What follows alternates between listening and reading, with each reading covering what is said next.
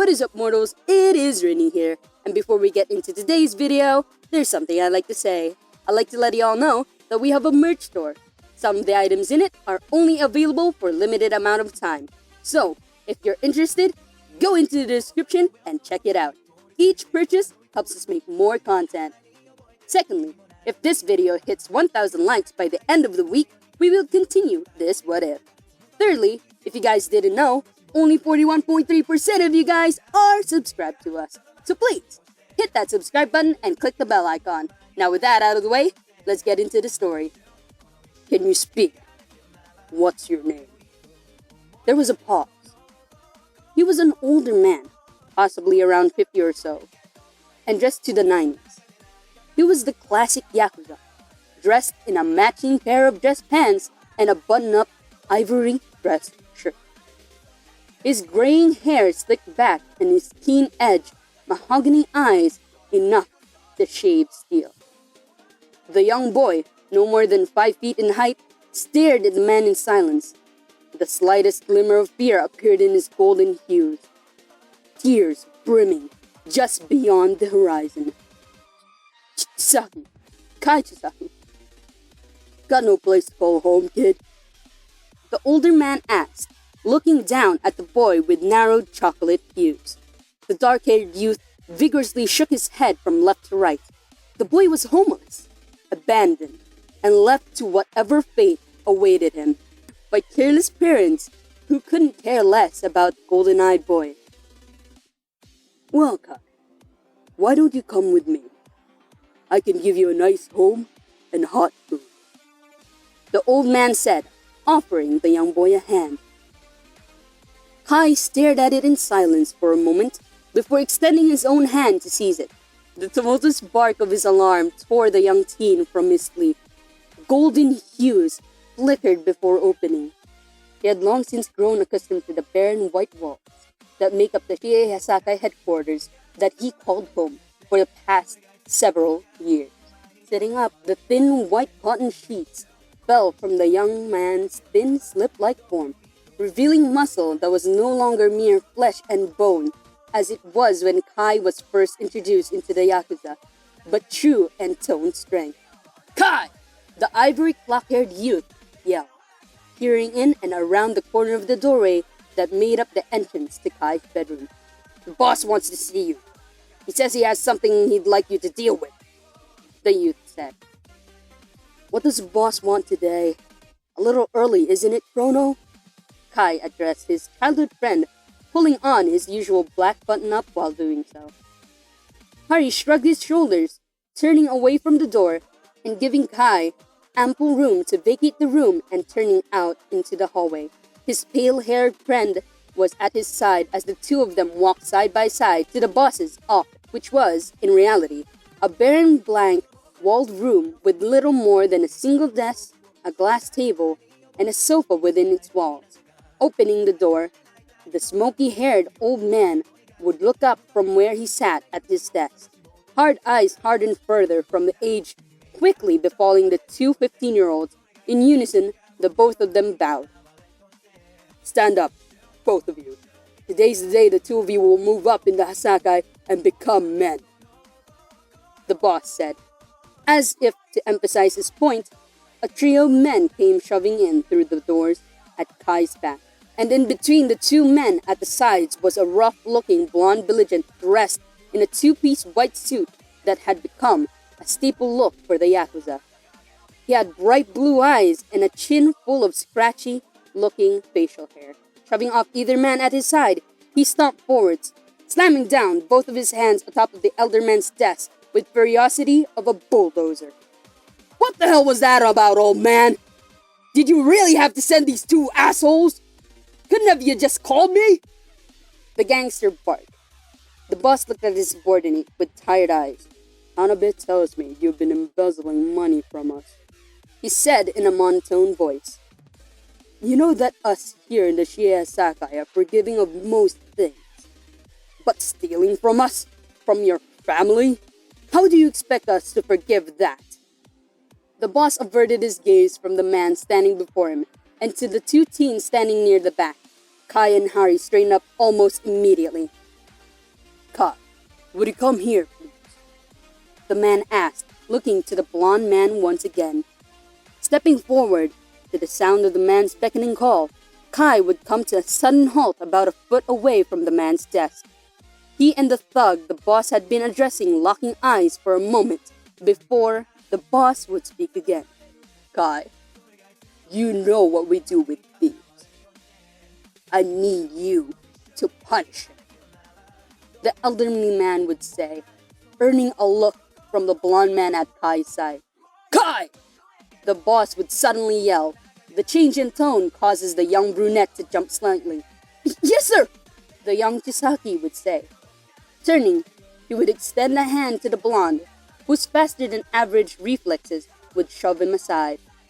Turning, his flesh, muscle, and bone would warp and merge in a sickening display of viscera, before a fleshy, whip-like appendage would be used to backhand the boss into the opposing wall with a loud crash of stone and wood. He would then turn, shooting the fleshy appendage into Kai's chest, throwing him across the room into the wall with a frightening display of speed and power. Don't touch me, you damn brat! His opposing hand shaped into that of a claw, the very same claw that he would encroach upon the boss with. So that's how it's gonna be, huh? I dedicated my life to you, only for you to use your damn kid and try to take mine? The saga is done! Not even you could stop what's about to happen. The wood... Raising the claw overhead, moments before bringing it down, the man would grunt as a silverish arrow pierced his side. The odd spear-like tool almost appeared to be a hand of a claw. Ugh! He grunted, the pain spreading through his side and into his nervous system. Suddenly finding his movement slowed to a near complete stop. He could only watch in abject horror as the bruised form of Kai Chisaki rose up from the wreckage of the bookshelf he had gotten thrown into. Looking from his hands and to the man, he took off sprinting forward before slamming the man with both hands. The moment all 5 of both sets of fingers touched the man, his face would seize up in pain. Harshly drawn, veiny lines began creeping along his flesh from where the boy had touched him. Along these veins, his flesh would suddenly pucker, before bulging towards like a poorly made water balloon. Then, the man would suddenly mystify and splatter not only the boss, but Kai and Hari as well, in a brilliant display, bright red viscera. The feeling of the man's hot sanguine made Kai's skin crawl, and he viciously scratched his arm, where a series of pockmarked angry red bumps had begun appearing on his flesh. Yes, Kai, yes! The boss celebrated, rising up from the bloodied wreckage. His body was adorned with minor bruises and scratches. He placed both hands of either of the young Chisaki's shoulder, the touch going unnoticed by the otherwise catatonic Kai as he stared at his bloodied hands. However, the scene slowed to a pause at the sound of knocking at the office door. Who is it? The boss commanded, annoyance in his voice. But to his chagrin, no response was given.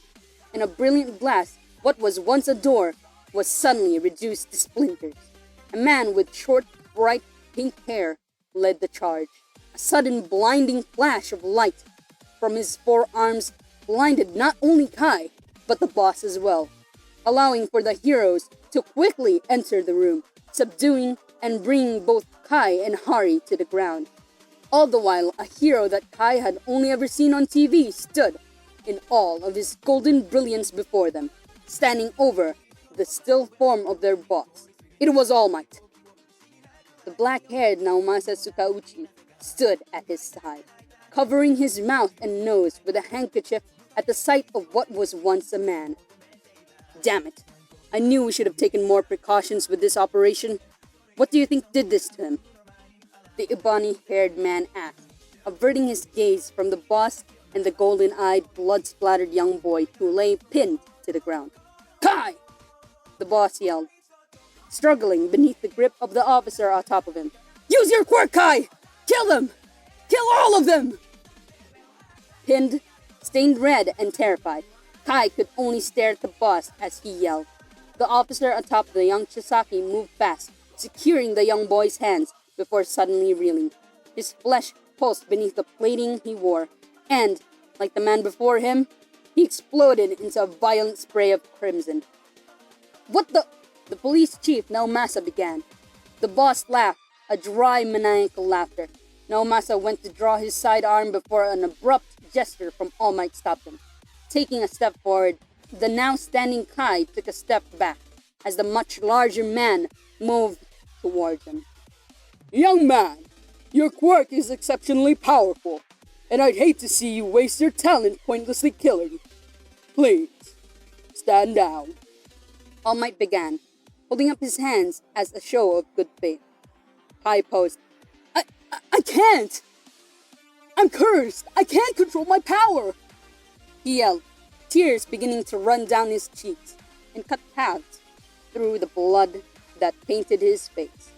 All Might continued walking forward, and with each step forward, Kai took another back. With them? No. You'll never be able to reach your true potential. Neither you nor your friend. All Might said, addressing Hari, who lay on the ground, bound by quirk restrictive cuffs. Please, just stand down and trust us. There are places for special kids like you. You can move past this. All of this. Kai's backpedaling slowed to a stop, and he only stood as he watched as All Might gently took the young boy by his arms and clasped a set of cuffs on his hands. Seconds later, the other officers in the room began taking both Kai and Hari from the room, walking them down the hallway and to the cruisers waiting outside, where the rest of the Shiehasakai were, bound and prepared to be catered off to the likes of Tartarus. What are we gonna do about these kids, All Might? Naomasa would ask the larger man. He paused. You saw it as well as I did, Tsukochi. The man was using the boy for his power. He isn't bad. He was just in a bad circumstance. The symbol of peace said. Naomasa exhaled. I suppose so. We're taking the both of them to the Musutaku General for checkups. What do you want after that? He asked. I'll talk to Principal Nezu at UA about possibly allowing the two of them entrance there. The muscle-bound blonde said, causing Naomasa to choke. UA? Are you crazy? You saw what he did just by touching someone. Do you really think someone with his level of power and control should go anywhere near a crowd of people? The officer asked, bewildered at the decision by the elder hero. Truth be told, I don't know. But I do know that allowing someone with a quirk like his to become a villain, to stay within an organization such as theirs, would have dire consequences. It's best to have him where we can watch him than leave him to his own devices. You really are a bleeding heart, Naomasa said, exhausted in his tone. Kai could only stare at the ground as he and Hari were led into police cruisers stationed at the street's edge. The reverberations of the boss's words echo within the confines of the young man's skull. Use your quirk, Kai! The old man had yelled. Chrono. Kai whimpered, looking over at his friend as terrified by the sudden series of events. I don't want to kill anymore. Not like that. Not anymore. Thank you all for watching the video to the end. Now there's a few more things I'd like to go over before the video ends. On behalf of We the Celestials, I'd like to thank the writer for this video, as well as the editors for this video. Their details will be in the description. If you're a voice actor, editor, or writer, or you're interested in becoming one of those, go to the Discord that is in the description of this video and hit up the head of one of those areas. We're always looking for new members to join us. That's it from us for today's video, so thank you all for watching, and don't forget to hit that subscribe button if you're interested, and hit the like button if you like the video. Until next time, peace out mortals, have an amazing day.